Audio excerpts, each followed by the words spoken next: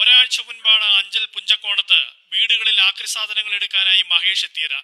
സുഭദ്രയുടെ വീട്ടിലെത്തിയപ്പോൾ സുഭദ്രയും മകളും ചേർന്ന് വീട്ടിലെ വേണ്ടാത്ത സാധനങ്ങളൊക്കെ മഹേഷിന് കൈമാറി. ഇതിനൊപ്പം ഒരു പഴയ കുക്കറും ഉണ്ടായിരുന്നു. ആക്രി സാധനങ്ങളുമായി നിലമേലിലെ താമസ സ്ഥലത്തേക്ക് പോയ മഹേഷ് 2 ദിവസം കഴിഞ്ഞ് ആക്രി വസ്തുക്കൾ വേർതിരിക്കുമ്പോഴാണ് കുക്കറിനുള്ളിലെ സ്വർണ്ണാഭരണം കണ്ടത്.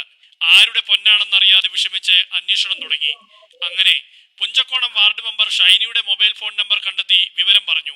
എവിടെ മേടിച്ച് നമുക്ക് അറിയാതെ കൊണ്ട് നമ്മൾ ഇവിടുത്തെ ഉള്ള നമ്പർ ചേച്ചിയെ വിളിച്ച് അവിടെ കൊടുത്താല് ഈ പോകുന്ന പാകത്തിന് പഞ്ചായത്ത് അംഗമായ ഷൈനിയുടെ വീട്ടിലെത്തി സുഭദ്രയെ വീട്ടിലേക്ക് വിളിച്ചു വരുത്തി മഹേഷ് സ്വർണ്ണാഭരണങ്ങൾ കൈമാറി. ഒരു സെറ്റ് കമ്മലും ഒരു മാലയും ഉൾപ്പെടെ 1.5 പവൻ സ്വർണ്ണാഭരണമായിരുന്നു ഉണ്ടായിരുന്നത്. കഴിഞ്ഞ ദിവസം വന്നൊരു വാർത്തയാണിത്.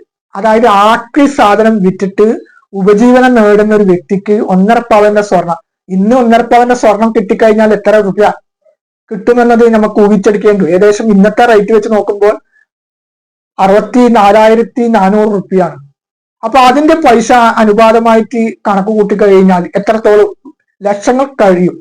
അതായത് അദ്ദേഹം ആക്രി ഓരോ വീടുകളിലും ചെന്ന് കയറിയിട്ട് അവിടുത്തെ പഴയ സാധനങ്ങൾ, ഈ ആക്രി സാധനങ്ങൾ അതായത് പഴയ വസ്തുക്കൾ ശേഖരിച്ച് അതിൽ നിന്ന് വിറ്റിട്ട് അതിൽ നിന്ന് ഒരു ഉപജീവനം നേടുന്ന ഒരു വ്യക്തിക്ക് ഇതുപോലെയുള്ള ഒരു കാര്യം കിട്ടിയപ്പോൾ അതിന്റെ സത്യസന്ധത കാണിച്ചതാണ് അദ്ദേഹത്തിന് വല്ലാതെ അങ്ങേയറ്റം മതിപ്പ് തോന്നിപ്പോകുന്നത്. നമ്മൾ വേഷം കൊണ്ട് പലവരെയും വിലയിരുത്തും. ഇത്തരക്കാരൊക്കെ നമ്മൾ വീടുകളിലേക്ക് കയറി വരുമ്പോൾ നമ്മൾ 2ാം തരക്കാരായിട്ടാണ് നമുക്ക് കാണുക. പക്ഷെ എല്ലാവരും ഇതുപോലെയുള്ള സത്യസന്ധരായ ആൾക്കാരാണെന്ന് ഞാൻ അവകാശപ്പെടുന്നില്ല. ചില കള്ളന്മാരൊക്കെ ഉണ്ട്.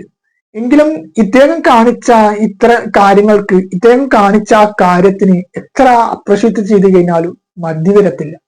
അദ്ദേഹം ഒരു വീട്ടിൽ നിന്ന് ശേഖരിച്ച പഴയ ഒരു കുക്കറിൽ നിന്നാണ് അദ്ദേഹം നാട്ടിലേക്ക് പോയപ്പോഴാണ് ആ കുക്കറിൽ വെച്ചിട്ടാണ് ഈ ആഭരണങ്ങൾ കിട്ടുന്നത്.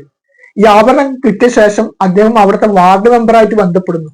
ഇത് എങ്ങനെ ഇതിലേക്ക് വന്നു എന്ന് അന്വേഷിക്കാൻ വേണ്ടി.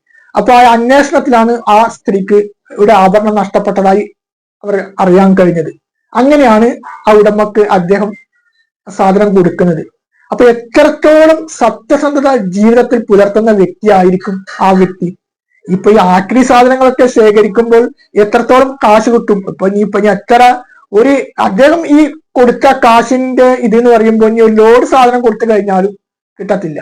ആ സ്ഥാനത്താണ് അദ്ദേഹം ഇത്തരമുള്ള സത്യസന്ധത കാണിച്ചത്.